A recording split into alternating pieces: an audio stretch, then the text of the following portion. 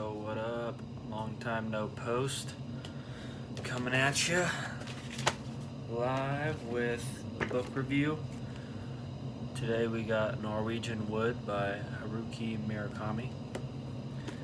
And I don't know, after this book I kind of got into a slump, honestly. It was way more heavy than I was thinking it was going to be.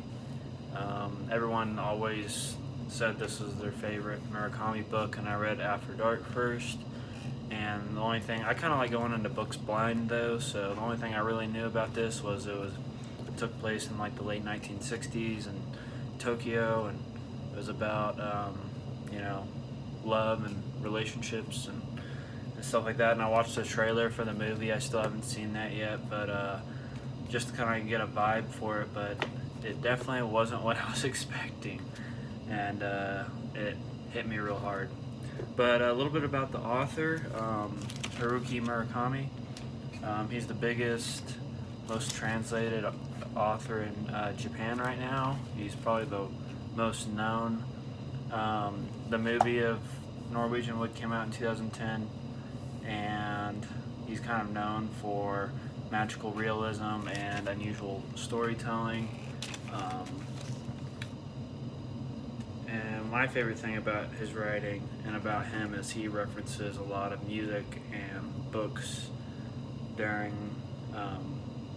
his writing, so you kind of get like the music, matches the vibe that he's going for. So I like listening to whatever song he's talking about during or after while I'm reading, to kind of get more of a feeling.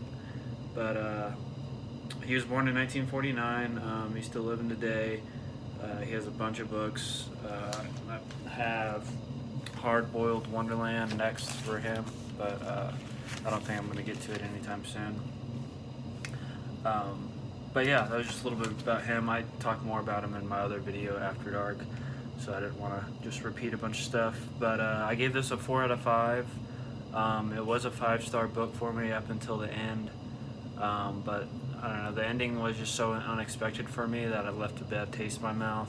I actually just went back and reread the ending, and I feel better about it now, but it just hit me, like, honestly, I just like wasn't expecting it at all. So and if people have read it, then you know what I'm talking about.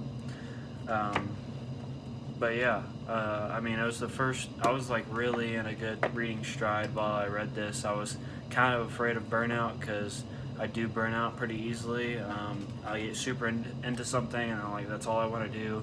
But then all of a sudden I'm like, I lose interest and I don't want anything to do with it. So I was reading more than I probably ever have when I picked this one up, and I couldn't put it down, and I was afraid I was going to burn out.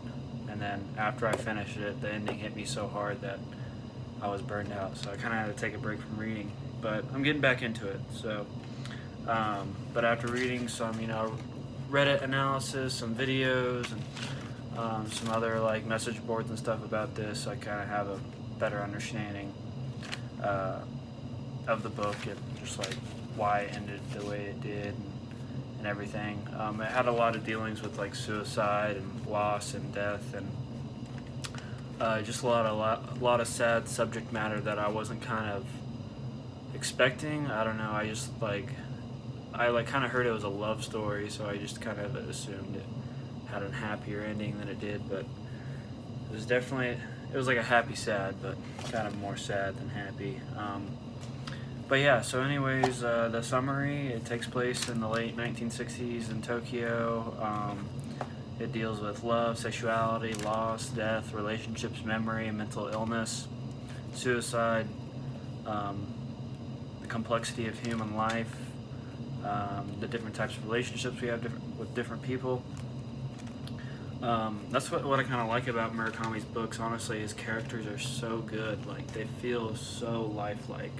Like, everyone seems like their own person. And honestly, I could just read about the people without a plot, really. But yeah. So yeah, the characters, Pretty much have 5 main characters. The main character, the protagonist, is Watanabe. I'm terrible with Japanese names, so I'm sorry if I butcher these. He's a college student at the time. He's dealing with a lot. He's like best friends with his best friend's girlfriend, because his actual best friend ended up committing suicide. This isn't spoiling anything. This is like the start of the book, and how it kind of starts out. So, and Naoko, I can say it in my mind and it sounds right, but then I try to speak it and it sounds terrible. Naoko, and that's the girl, and yeah, and so it's kind of about their relationship, the whole story, just kind of how complex it is in dealing with like sexuality for the first time, and like, and honestly, that's probably one of the things that made me most uncomfortable with this book. Is like, I'm not really a big fan of like explicit sex scenes or anything like that, and so it kind of threw me off how explicit it was, and the detail he goes into with the Watanabe's sexual encounters. A little bit too much information for my point, and no one warned me. All the freaking reviews and everybody didn't say anything about it, and then, so I'm warning you, if you don't like explicit sexual content, then you probably don't want to read this. But I mean, definitely suggest it. And then the other main characters, Midori, again, sorry if I'm mispronouncing it, and she's like a classmate that Watanabe knows, who ends up kind of going on dates with her, and then Reiko, who's Rieko, Reiko,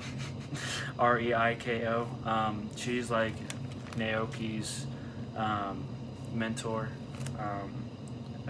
in the middle of the book, and then Kazuki, who's one of like Watanabe's friends, but he's kind of like a womanizer, and just like a totally different person than the protagonist. But I think it's interesting, like each one of these people have like a different view on sex, and how they see it, and how they use it, and what they think about it, and everything, and it's just interesting to see each perspective of these different topics. But sorry, I feel like I'm kind of rambling.